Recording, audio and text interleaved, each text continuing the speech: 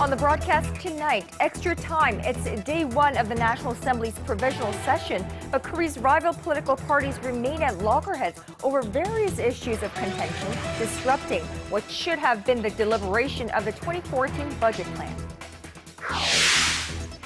Discipline is the key word. The Korean government unveils new measures aimed at tackling the snowballing debt and enhance overall business efficiency of state-run firms and public organizations. We'll have the details.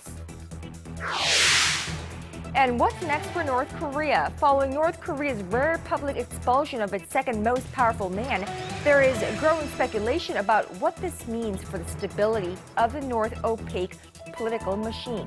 Despite all this, operations at the InterKorean Joint Factory Park seem unaffected. This is Early Edition at 6.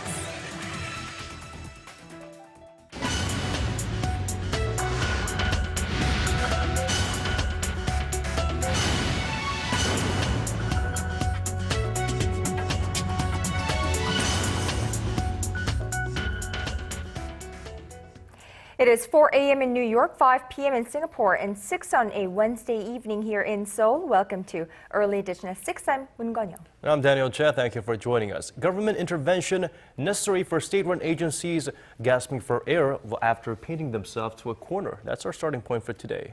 Right, to put an end to the snowballing public sector debt once and for all. The Korean government has laid out measures to tackle snowballing debt and management problems in state-run companies and other public organizations. The heads of the state agencies who have been heavily criticized for their lax management style despite generous benefits will be subject to regular performance reviews and be held responsible for failing to meet government set targets. Our Hwang Ji-hye starts us off. The Korean government is geared up to fight the mounting debt that public organizations face. Unveiling a set of measures on Wednesday designed to bring the debt under control, it said 41 heavily indebted public organizations will have to reduce their debt levels to 200% of their equity by 2017 from the current average of 220%. The government will initially focus on 12 state agencies, including the Korea Electric Power Corporation, the Korea Land and Housing Corporation, and a public foundation that doles out scholarships and tuition-linked loans. Those under intensive monitoring will have to release their debt-related information by the third quarter of next year, and the heads will face punitive measures if they fail to improve their debt-equity ratio. The 12 state agencies saw their combined debt expand by more than 220 trillion won, or roughly $210 billion over the previous 5 years to more than $390 billion last year, making up over 80% of the debt owed by all public organizations in the nation. The debt owed by the nation's 295 public organizations stood at around $470 billion at the end of last year, nearly double from 2007 and almost $45 billion more than the government debt. The public organizations have been under fierce criticism for offering high salaries and other benefits to their employees despite their poor finances. Underscoring the government's determination to improve finances of state-run agencies, it also decided to release a detailed report on their financial health in October every year. Hwang Ji-hye, Arirang News. And speaking of inefficient state-run firms, the Korean government has pinpointed the nation's rail operator as an example of lax management, saying the plan to set up a subsidiary for new high-speed train operations is aimed at tackling that very problem and not at privatization. Seoul's trade minister urged the employees to get back to work ASAP. Our Kim Hyun-bin reports. Korea state-run rail operator has fired 800 additional workers that were on strike for a third straight day on Wednesday. Only a handful of the railway operators' train services were running normally, with freight trains seeing the biggest decline. Just 36% of them were in operation on Wednesday. The nation's transport minister said Wednesday that Korail has no plans to privatize and urged all Korail employees to go back to work. This strike stands against government policy. It is not justified, nor does it have a practical interest. People need to get back to work before it's too late. Experts say that if the strike stands for a long period of time, there could be a major supply shortages at industrial sites in the country, as most of the heavy industries rely on trains to transport supplies. Korea has 24,000 employees, but about 30% are currently on strike. About 500 people have returned to work since the walkout began, but only a handful are engineers. The union workers are protesting what they believe is a first step by the government towards privatization of the state-run railway operator. Korea has already removed about 6,800 workers who have gone on strike from their positions. Kim Hyun-bin, Arirang News. Now, bipartisan bickering kept the National Assembly from accomplishing much during its 100-day regular session that came to a close on Tuesday. But lawmakers were back to work on this Wednesday, holding provisional sessions and hoping to hammer out the details of next year's budget and reforming the nation's intelligence agency. Arirang News' Park Ji-won reports. The state budget bills topped the agenda as lawmakers at the National Assembly began a provisional session this Wednesday. The much-delayed 2014 budget, which should have been resolved in early December, was reviewed for a second day following a budget committee meeting on Tuesday that was cut short. However, both camps started where they left off on Wednesday, locking horns once again over details of the plan. The ruling Saenuri Party wants the budget to support the Park Geun-hye administration's key national goals, while the main opposition Democratic Party is calling for more cautious spending. While the provisional session will continue until January 3rd next year, the bickering is expected to continue as well. The remaining bills up for vote, such as Investment Promotion Acts, bills on the price ceiling for rent, and free school meals, highlight the divisions between the two main parties. Meanwhile, the Special Parliamentary Committee set up to reform the nation's spy agency, which did not meet on Tuesday following controversial remarks by two Democratic Party lawmakers, is scheduled to meet on Thursday morning. The National Intelligence Service will provide a report to the committee detailing its own ideas for reforming the agency. The special committee also plans to hold public hearings next week to gather public opinions on ways to ensure the political neutrality of the spy agency. Park Ji-won, Arirang News. President Park Geun-hye held her last summit talks of the year. It was with Singaporean Prime Minister Lee Hsien-loong. This Wednesday afternoon, the two leaders saw eye to eye on the need for Korea and Singapore to strengthen their cooperation to develop new areas of growth. President Park said the two nations shared a similar history of rapid economic development based on human resources, despite their lack of natural resources. She emphasized the need to cooperate in order to take a new step forward based on creativity and innovation. Prime Minister Lee said that the two nations face similar challenges. They should share each other's experiences. He added that he is most interested in President Park's push to kickstart a creative economy. And earlier today, President Park also met with the nation's farmers and fishermen for a luncheon at the presidential office. There, she emphasized free trade agreements could open up Korea's agricultural and fisheries industries to bigger markets, addressing the concerns of those in the industry over Korea's latest push to finalize FTAs with China and Australia. President Park said creating a new business environment in these sectors will come with challenges, but she would make sure that the losses are minimal and that compensations are made. She went on to reassure the farmers and fishermen that the government is doing its best to have most of Korea's demands reflected in FTA negotiations with China.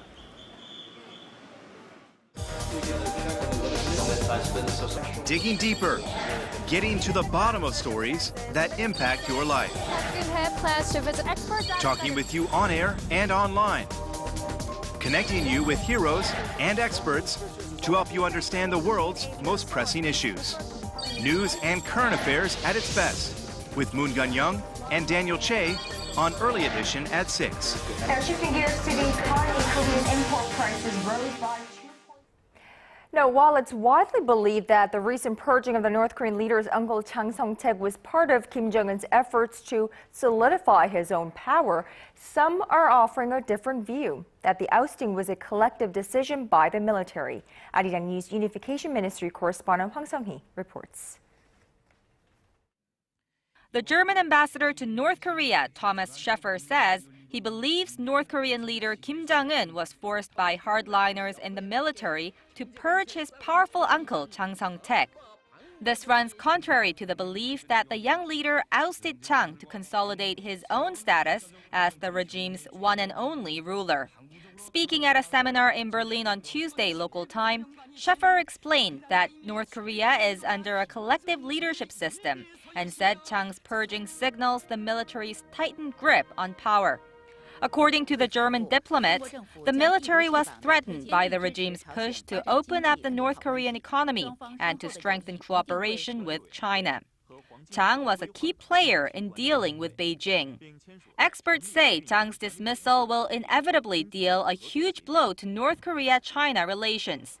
Chang was known to be in charge of a joint economic zone with Beijing near the Chinese city of Dandong, with plans to bring in North Koreans to work in Chinese factories. However, progress has been slow, and just before Chang first went missing, Pyongyang announced a new separate economic zone at Jeju without consulting Beijing. With Chang officially gone, other joint business efforts could be for the chop. This, experts say, will add to China's growing frustration with its neighbor's ongoing economic woes and its refusal to give up its nuclear ambitions. But they say Beijing will not let go of Pyongyang for now. As much as the cost of sustaining its isolated neighbor may have increased and the benefits decreased, the potential consequences of cutting North Korea loose are unpalatable to China. Hwang Sung-hee, Arirang News. Now, North Korea's instability in domestic politics, however, isn't having an effect in an InterKorean project, at least for now. The construction of an electronic verification system at the Kaesong Joint Industrial Complex, which aims to ease the entry process for South Korean workers there, has kicked off. Seoul's Unification Ministry says 14 South and North Korean workers have started construction on the infrastructure needed for the new system earlier this Wednesday morning. Construction is expected to be completed by the end of the year. South Korean workers are currently required to notify the North of the time they plan to enter and leave the park a day before. But the new electronic system will enable authorized personnel to cross the border at any time of the day. Shifting our focus outside of the Korean Peninsula, lawmakers in the U.S. have reached a budget agreement that could, if passed by the House and Senate, remove a threat of another government shutdown come January. Yoo has the details. Tuesday was a pivotal day for the U.S. Congress as the announcement of a bipartisan budget agreement could finally bring some order back to the nation's chaotic budget process, which has been dominated for nearly 3 years by short-term deals and shutdowns. If passed by the House and Senate, the deal will most likely allow the United States to avoid starting the new year with another government shutdown on January 15th, which is when government funding is expected to run out. The new budget agreement, worth $85 billion, will increase military and domestic spending over the next 2 years, replacing unpopular spending cuts known as the sequester with other savings. From the outset, we knew that if we forced each other to compromise a core principle, we would get nowhere. That is why we decided to focus on where the common ground is. By setting bipartisan spending levels for the next 2 years, this deal allows congressional committees to proceed under regular order and gives government agencies and the companies that do business with them the certainty they need to hire workers and make investments. Sticking points remain, however, as conservative Republicans criticize the deal as a retreat from the sequester, and Democrats want an extension of long-term benefits for the unemployed that expire later this month. It also does not address the volatile issue of the nation's borrowing limit, known as a debt ceiling, and a new limit will have to be approved by Congress sometime early next year. The House is expected to vote on the deal later this week, followed by the Senate. Yurian, Arirang News. Customer information from Korea's two major foreign banks have been leaked, making it the biggest data leak in the nation's banking industry. Police say two employees from Standard Chartered Bank and Citibank Korea took out roughly 130,000 customers' personal information. Leaked personal data include customers' name, phone number, and amount of loan from bank, raising concerns that leaked personal data could be used in other financial fraud. Officials from Financial Supervisory Service say customer data have leaked too easily despite strengthened security programs and restrictions against financial institutions that have leaked customer information.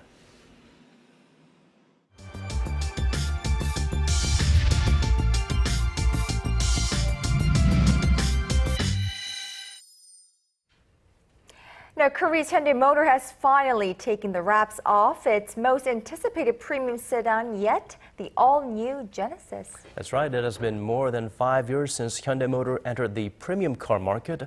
The company hopes the latest version of the Genesis will help elevate the company's global status. So will the high-end Genesis raise Hyundai's image in the premium sedan market and leave behind its reputation as a maker of cheap alternative cars in the dust? Our Chi Myung-gil joins us live tonight. Good evening, Myung-gil. So what is this all the buzz about? Hello, Kanyang. On November 26th, Korea's largest automaker, Hyundai Motor, revealed a sleek, revamped version of its premium sedan, the Genesis, designed to inject some momentum in its key domestic and global markets. With the new Genesis, we hope to promote Hyundai's strength in building luxury brand cars, satisfying both international and domestic customers. Hyundai Motor recently unveiled its most anticipated premium sedan, the all-new Genesis. Hyundai hopes the Genesis will help it compete with world-renowned luxurious brands like Mercedes-Benz, Audi, and BMW. Okay, let's do a little bit of a dissection there, Myung-gil. What are some of its prominent features? Well, Daniel, the new Genesis is Hyundai's first all-wheel drive sedan. The model's use of more ultra-high strength steel makes the vehicle sturdier and lighter than typical steel, giving the 3.3-liter model a fuel economy of 9.4 kilometers per liter. It is also equipped with a carbon dioxide sensor that can adjust its ventilation system to prevent driver drowsiness and comes equipped with the latest in cutting-edge safety technology. The price tag in Korea comes in at between $45,000 and $65,000 depending on the model. Well, Myung-gil, Hyundai Motor certainly looks like it has spent a lot of money, almost $500 million in developing this new car. I would imagine Hyundai is anticipating high returns from it. Yes, Kanyang, domestically, Hyundai is trying to gain back its market share in the luxury car market, as it has fallen more than 2 percentage points this year compared to last, to 72%. Meanwhile, the imports of foreign luxury cars are on the rise. On the first day of the domestic release, Hyundai had 3,500 reservations. We plan to sell around 32,000 of the all-new Genesis in Korea next year. And Hyundai also hopes to boost sales in the global market, especially in the US. The company will also be introducing the Genesis into the European market for the first time ever. We expect to receive good reviews from European customers as the new Genesis offers improved driving, handling, and various high-tech features. So will the Genesis mark a different chapter in the history of Hyundai Motors? Is this going to be a stepping stone for Hyundai to enter the world's luxury car market, Myung-gil? Well, Daniel, Hyundai does have high hopes, as it is trying to raise its profile from a value-for-money car maker to a premium car contender. But experts say just one model may not be enough. Hyundai needs to keep on developing more than one type of premium model to achieve its goal as a premium automaker. Hyundai also needs to pack new cars with upscale features and must establish Hyundai's own unique design. So, Myung-gil, what is their target goal in terms of sales of their new ambitious high-end sedan? Well, Kanyang, Hyundai plans to sell around 62,000 new Genesis models worldwide, including in Korea next year, 30,000 abroad and 32,000 in Korea.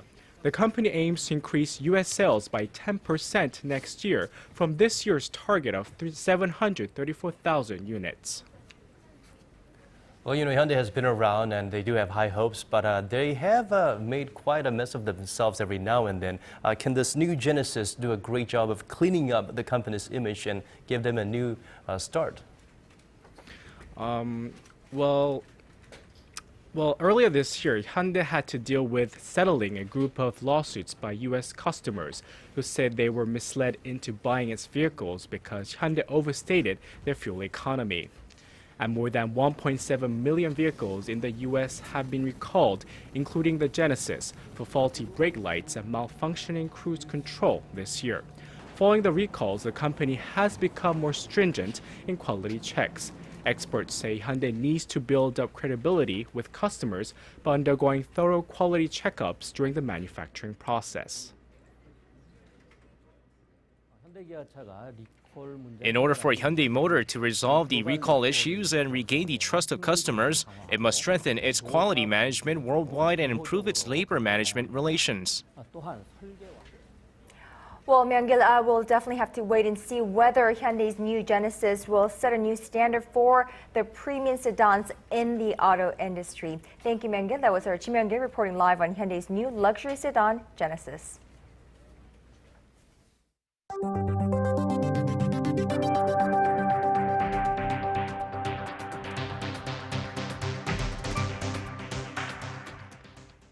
Now, last week, kimjang, the Korean tradition of making and sharing kimchi, made the UNESCO Intangible Cultural Heritage List. Now the focus is turning to the women divers of Jeju Island called haenyeo. The government is taking the first steps to get them listed as another UNESCO heritage. Our Kim Hyun-ji reports. The haenyeo of Korea's southern island of Jeju are a group of women divers who spend their lives combing through the seabed for marine products like shellfish, abalones, and seaweed. The divers have practiced sustainable fishing for hundreds of years by using simple tools. They do not use oxygen equipment, but rather hold their breath for 2 to 3 minutes while diving to depths of 10 to 20 meters. It's a female-dominated profession that developed as a way to support family. And the divers have an exceptional knowledge of the sea, which has been passed on to younger divers for generations. However, the culture is under threat. In 1962, there were more than 26,000 haenyeo in Jeju, but the number dropped to below 4,600 in late 2012. Fewer younger women are joining the profession, and most of the remaining haenyeo divers are in their 70s. Lawmaker Kim Jong-un held a public hearing Wednesday as part of efforts to have haenyeo listed as a UNESCO cultural heritage. The haenyeo have formed a unique female-led community culture in Jeju. If haenyeo is listed as a UNESCO heritage, the government can provide financial support and quickly come up with the measures to preserve this culture. 54-year-old diver Hong Kyung-ja says protecting haenyeo means preserving Jeju's marine ecology.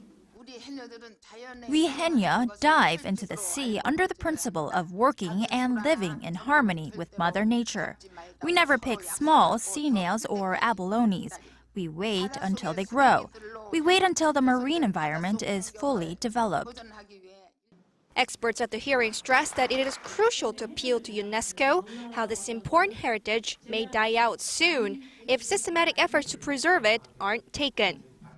They also said Korea should be able to communicate to the world how haenyeo has existed for ages and how it will continue to be an important part of Korean culture, which was something that helped Kim Jong make it on the UNESCO Intangible Heritage List last week. Kim Hyun-ji, Arirang News. And for the 8th consecutive year, Korea's Incheon International Airport has been named the world's best airport by Global Traveler, a U.S.-based travel magazine. The magazine, which provides information for travelers worldwide, gave Incheon Airport the highest scores for its overall facilities and service. The decision was based on a survey of some 20,000 readers this year.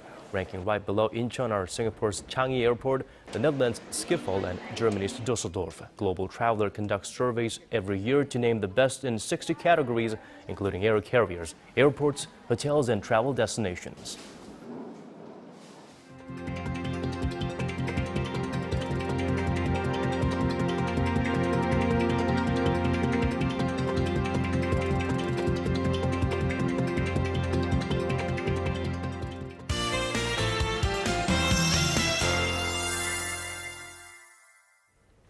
And time now to get a check on the weather conditions. For that, let's go over to our Kim Bo-kyung at the Weather Center. Now, Bo-kyung, we got some snow overnight here in Seoul, and I hear more is expected tomorrow.